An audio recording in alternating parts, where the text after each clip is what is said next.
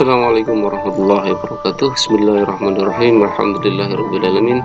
Salatu wassalamu ala asrafil mursalin Sayyidina Muhammadin wa ala alihi washabihi ajma'in.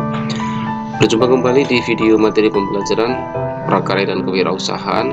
Kali ini kita akan membahas materi kelas 12 SMA semester 1 untuk bagian yang ketiga, yaitu terkait dengan perhitungan harga jual produk kerajinan untuk pasar lokal. Bersama saya, Marsudi, sarjana pendidikan dari SMA Negeri 1 Mentaya Hilir Selatan. Baik, sekali lagi bagian ketiga ini kita akan membahas tentang perhitungan harga jual produk kerajinan untuk pasar lokal. Lebih spesifik bagaimana menentukan harga jual produk untuk kerajinan untuk pasar lokal.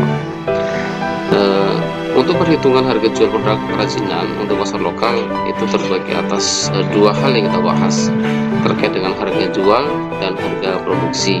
Dua hal itulah yang menentukan, yang menjadi bagian penting yang kita pertimbangkan untuk menentukan harga jual dari sebuah produksi.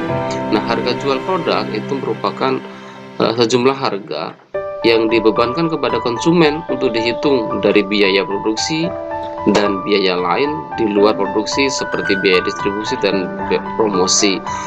Nah, biaya produksi sendiri adalah biaya-biaya yang dikeluarkan, yang harus dikeluarkan untuk terjadinya produksi barang. Untuk biaya produksi adalah unsur biaya produksi itu adalah biaya bahan baku, biaya tenaga kerja, dan biaya overhead. Nah, dari biaya produksi itulah kemudian nanti akan kita didapatkan nilai harga jual dari sebuah produk. Nah, bagaimana metode menentukan harga pokok produksi dari sebuah produk? Maka dilakukan dengan dua pendekatan. Bisa digunakan dua pendekatan. Yang pertama pendekatan full costing, dan yang kedua adalah pendekatan variable costing. Pendekatan full costing itu adalah pendekatan full yang memperhitungkan.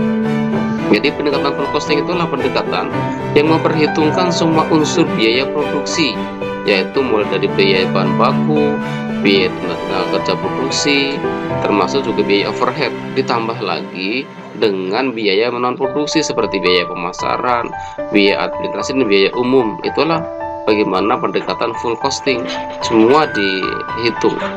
Sementara kalau pembiayaan atau metode perhitungan harga dengan variable costing, dari mana itu adalah memisahkan ya perhitungan antara biaya produksi yang berlaku variabel dengan variabel tetap. Jadi pendekatan value costing ini memisahkan produksi biaya, perhitungan biaya produksi yang berlaku variabel dengan biaya tetap itu dipisah. Nah, biaya variabel terdiri atas biaya bahan baku, biaya tenaga kerja produksi, dan overhead variabel, ditambah lagi dengan biaya pemasaran variabel dan biaya umum variabel. Nah, biaya tetap terdiri atas biaya overhead tetap, biaya pemasaran tetap, biaya administrasi tetap, dan biaya umum tetap. Itulah yang kedua tadi. Nah, kemudian bagaimana perhitungan harga jual produk kerajinan untuk pasar lokal ini? Bagaimana menetapkan metodenya? Nah, metode penetapan harga jual secara teori itu dapat dilakukan dengan tiga pendekatan. Yang pertama adalah melihat pendekatan permintaan dan penawaran atau supply and demand. Nah, dari tiga permintaan dan penawaran yang ada ditentukanlah harga keseimbangan atau equilibrium price dengan cara mencari harga yang mampu dibayar oleh konsumen dan harga yang diterima produsen sehingga terbentuk jumlah yang diminta sama dengan jumlah yang ditawarkan. Itu biaya pendekatan dari pendekatan permintaan dan penawaran. Nah, metode yang kedua dalam menetapkan harga produk ini adalah dengan pendekatan biaya atau cost oriented approach.